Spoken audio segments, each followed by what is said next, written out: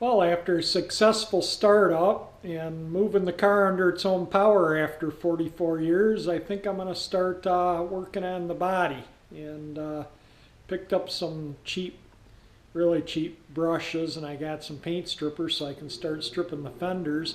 But I wanted the car to be able to move under its own power, and the main reason was if I go to primer paint and it's too cold outside to take the parts outside, I can back the car out and spray in here. It's a lot more work covering and masking everything in here, but at least it saves me from having to completely cover the car.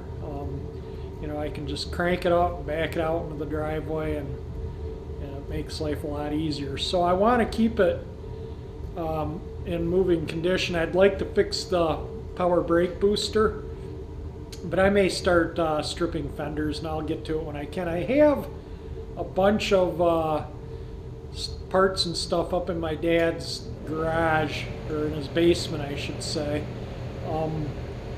Next trip up there, I'm going to see I have 3 Ford power brake boosters, and I may have a booster for this. This car, the booster was dealer installed accessory.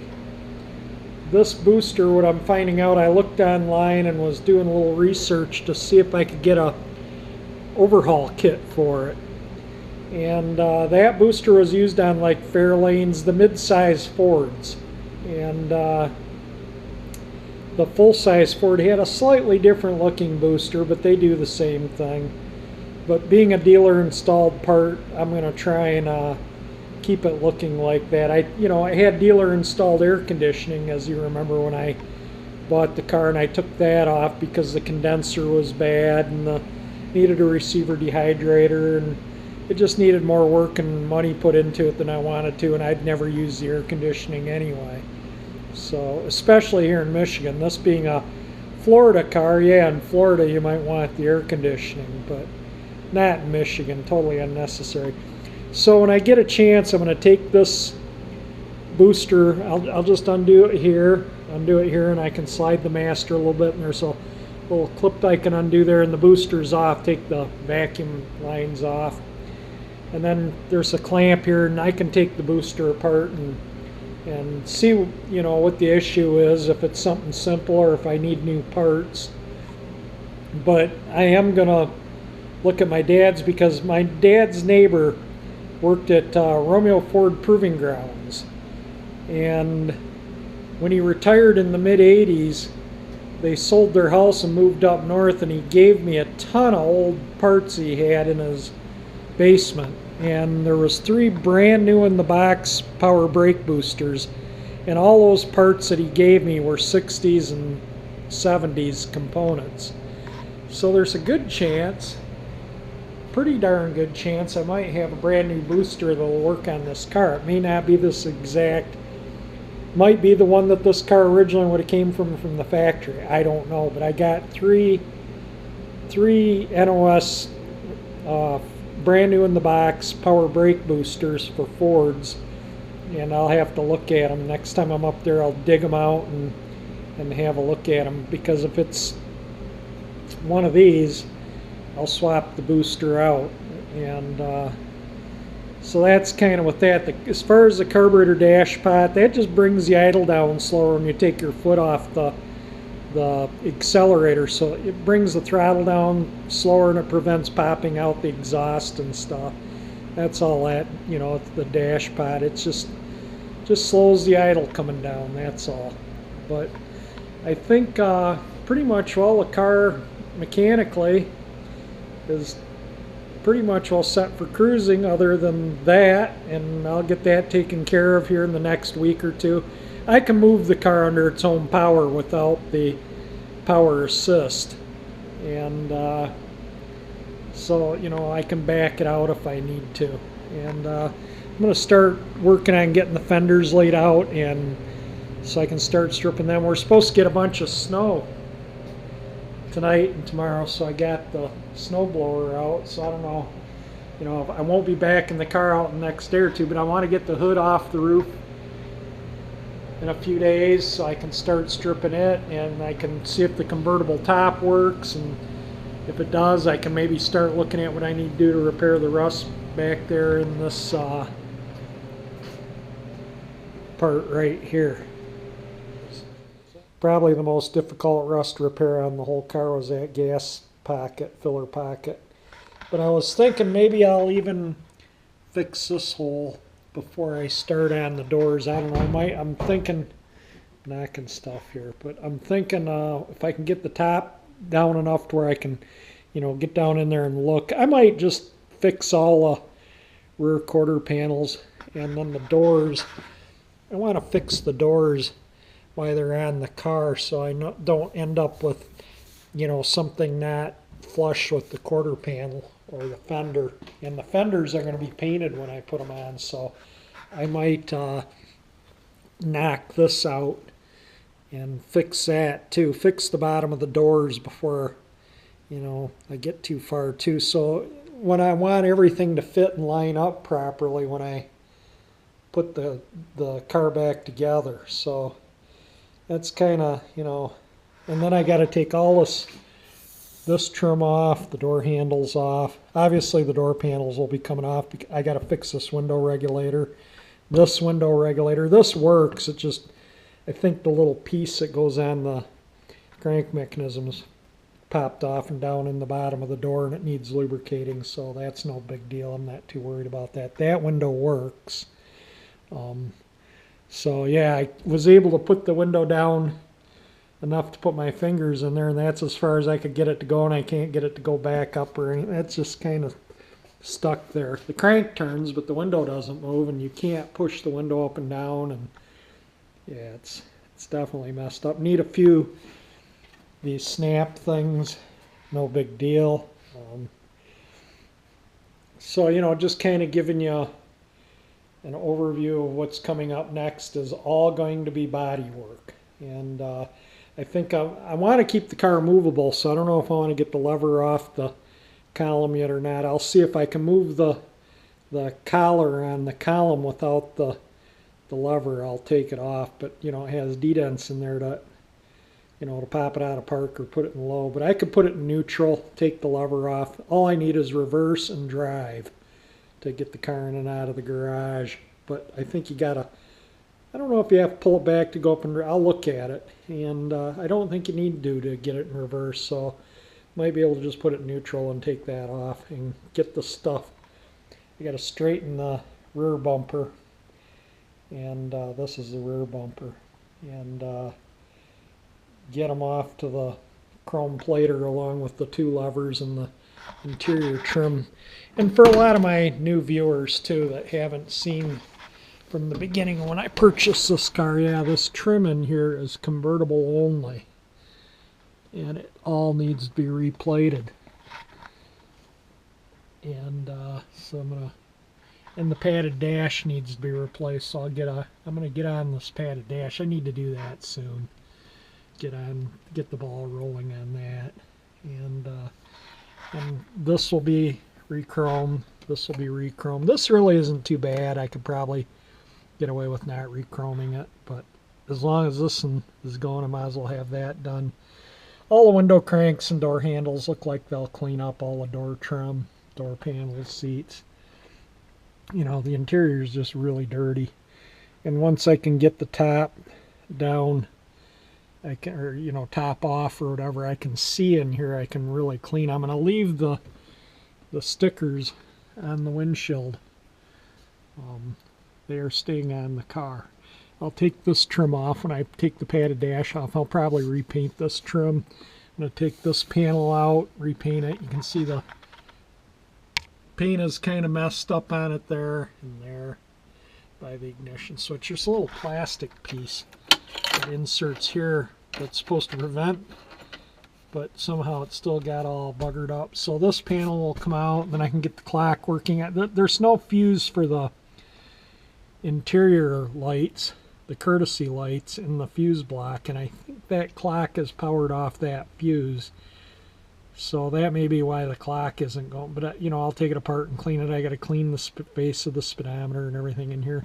And the car has 76,931 miles and 7/10 on the clock. So almost 77,000 miles.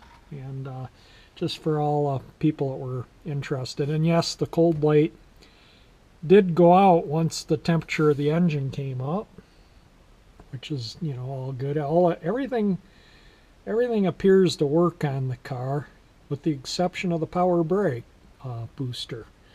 So we'll get that in this window. Let's see, the handle turns, but the window does nothing, and the handle turns, it jams. So I don't know if the teeth in there are probably stripped off. I found a brand new old stock window regulator for this door at a super fair price. I mean, I couldn't even find a used one for what I paid for the brand new one. And that one just needs lubricating. That window goes up and down, but it just is stiff. So we'll get it lubricated up. And the hood's pushing the top down right here. That's why that's...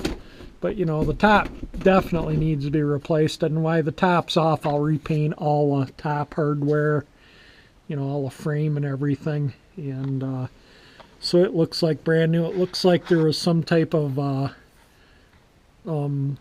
decal here on how to run the top, or I'll see if I can find a new one. And it's got little clothes rack hooks there. I don't think you'd want to leave your clothes hanging there and put the top down, would you? But yeah, you can see how that window's painted. And yeah, pretty... I don't know why somebody would have done that, but anyway, it's impossible to back up with this car. It's just really, it's only got the one mirror. It doesn't have a mirror on that door, so it's really hard to see backing up. I've also got a lot of comments on how I go through and rebuild everything. Basically everything mechanical on this car I touched. I had to lubricate the heater blower, the wiper motor, reseal the power steering pump, reseal the power steering gear, rebuild the alternator, rebuild the starter. I put a rebuilt water pump on it. I do have the original water pump, and if I can find a rebuild kit, I'll rebuild it and paint it and save it for an extra. The radiator has been redone. Well, it was cleaned and it was, I think it was a fairly recent recore. So it was in really good shape, so the radiator shop just cleaned it up and refinished it. But the heater core he did have to recore.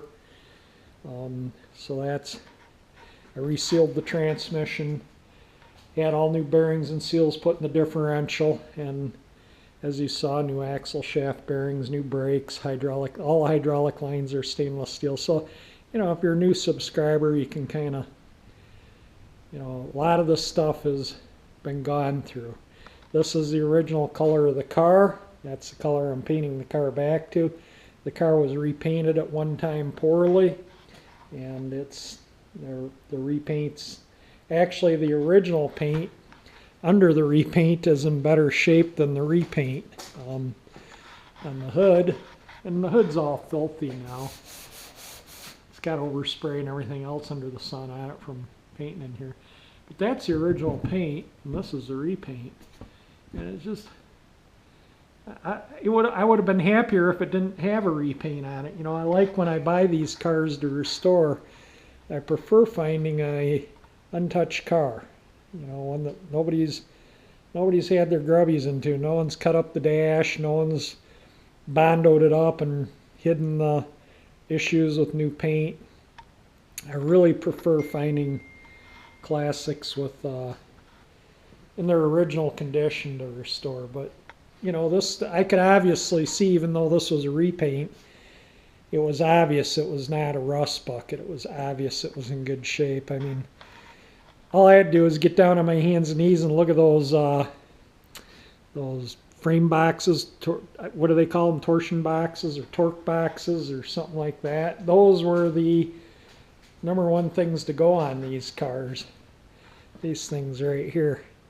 And when I got underneath there with a flashlight and looked and saw those were solid and the floors were solid, and you know, I figured, well, the rest of the car is probably in pretty good shape too. And I looked in the trunk, you know, and you know, I looked down into things and I could see it hadn't had body repair in the past, so I figured it had to be pretty good shape. This I could see did have, it's got Bondo right here, so this was repaired probably when they did the repaint, and it's just popped back out. That's the door in there, the inside panel, and that feels pretty solid. I hit it with a hammer, with one of my body hammer picks, and it doesn't even go through, so that inside part of the door here is solid. It's just it's all clean. Knock all this out, grind it out, cut it out, make a new panel, weld it in, do whatever. All the rest is going to be fixed properly on this car. So I'm going to start. I laid out the fenders, I got some paint remover,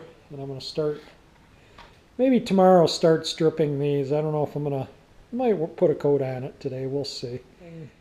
No fluid leaks, everything's dry under the car. I didn't start it today, nor do I plan on starting it today. Next time I'll only start it when I need to. I don't like to just start the engines and run them and shut them off. It's just hard on them. If I start it up, it's going to be run up to operating temperature and sustain there for a little while. And I'll only back it out like when I need to get it out to paint in here or clean in here or something. So I won't run it a heck of a lot until I'm ready to start cruising. I'm not like the Bel Air. The last time that car has been started was late September, maybe. I don't know. The last ride of the year was the last time I cranked that car up, and I probably won't be starting it until the end of April. And it doesn't hurt to let them sit, especially in the winter here in Michigan. It's so cold, the gas doesn't varnish and gas gums up in the warmer weather. But anyway, I'm just kind of rambling on here. I just kind of wanted to do a little video of what's going on next with the car, which is going to be the body work. And again, I will deal with that power booster when I can, because I'm going to strip these, and I'm probably going to need to prime them so I can block them, because this fender here is a little crease right here inward, which I'll try and bump out, but there's a brace right here and there, and there's a little bump outward there, and I'm going to bump that in. And then when I prime it, I can take my block and make sure there's no imperfections in that, make sure it's all nice and true. That's the only damage I can see on either fender. Well, this one's got a door ding right here. I'll bump that out. But yeah, there's no rust, there's no major, it's all just minor, basically stripping the paint and some minor little dings to bump, and I'm going to paint both sides of them, and then they can go back on the car. And then I got a hood, the cowl. This panel here is between the grill and the bumper. That'll be silver. You can see it was originally silver on the underside. And so everything will, I got this piece of trim too. That's going to go to the new piece I got from Bill Lane. He's a viewer of mine, has some parts cars. He's got the air conditioning unit from this car. He lives in the Phoenix, Arizona area, where you kind of need the air conditioning.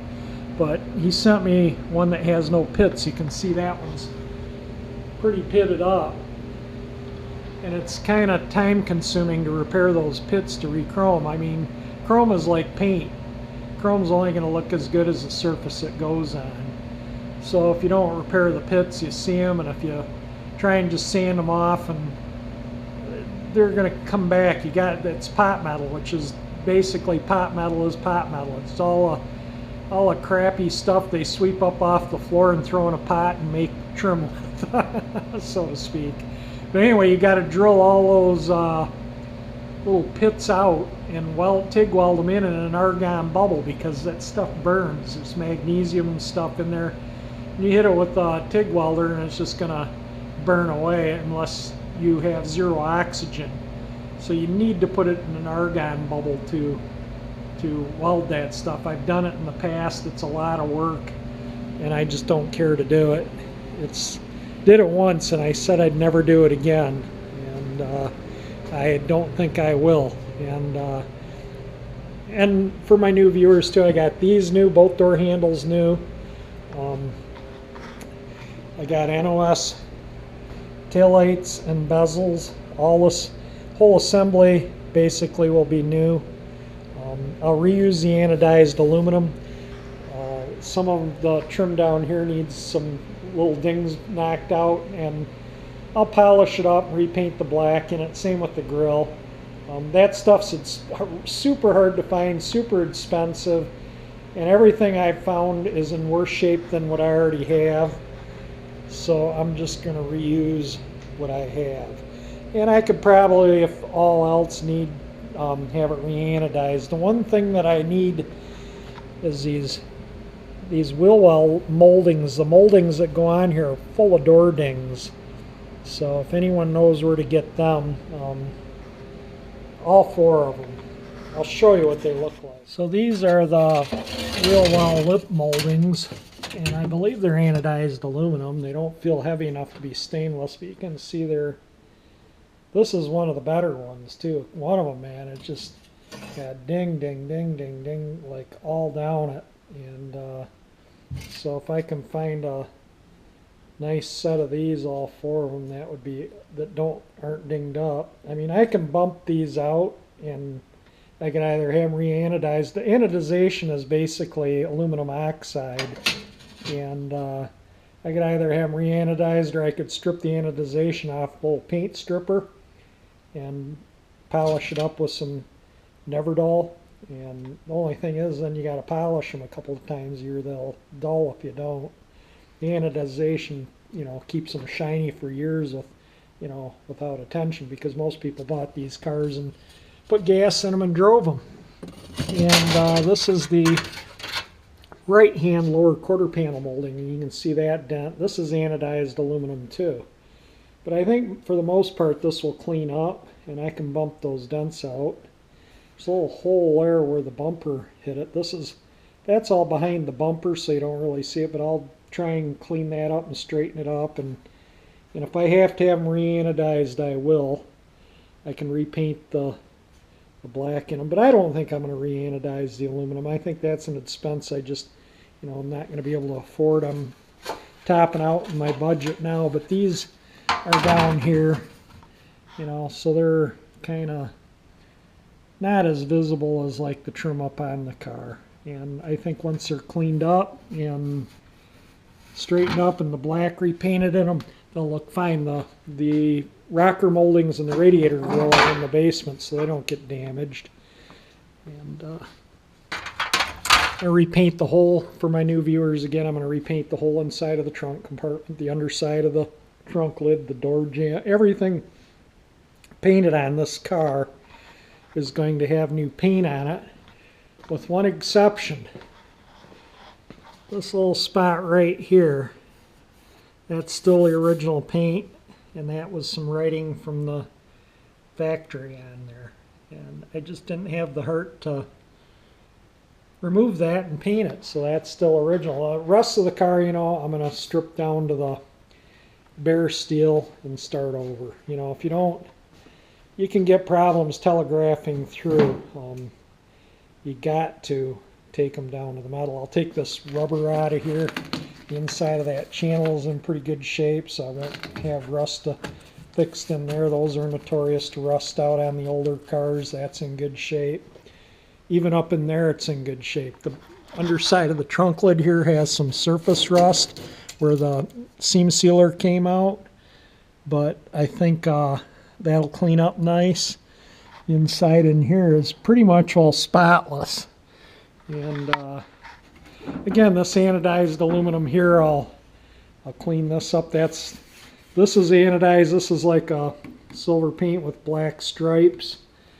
These letters are in good shape. They'll clean up. They're chrome plated pot metal. They'll be fine. So yeah, that's all, like I say, going to have new paint. So I just kind of wanted to go over most of this for my new viewers. New top, obviously. And I'm going to put a top with a glass window. They don't cost any more money to get the glass as the glassine. And the glassine, if you use detergents or Windex or anything other than just basically clear soap and water, they get milky. And they just, I just rather have, I mean, that's glassine, but it's been painted, and, it's the original top, no doubt in my mind, the original top. And it's still there, but I just would rather have a glass window in there. I'll probably drive this car with the top up a fair amount. It's still a good looking car with the top up. I like convertibles with their top up. You can still tell they're a convertible. This video is just basically to be a wrap up of finishing it up mechanically other than the power brake booster, and I'll deal with that. But basically to move to the next step, which is the body and paint. And then after I get the body and paint done, I'll clean up the interior, put a new top on it. And I'll have the chrome done while I'm doing the body and paint. I want to get that bumper straightened up in the next few days, and maybe within the week, and get it off to the chrome plate or all the chrome. So then I'm looking at the padded dash and a convertible top and everything. I got all the paint, everything to do the body and paint.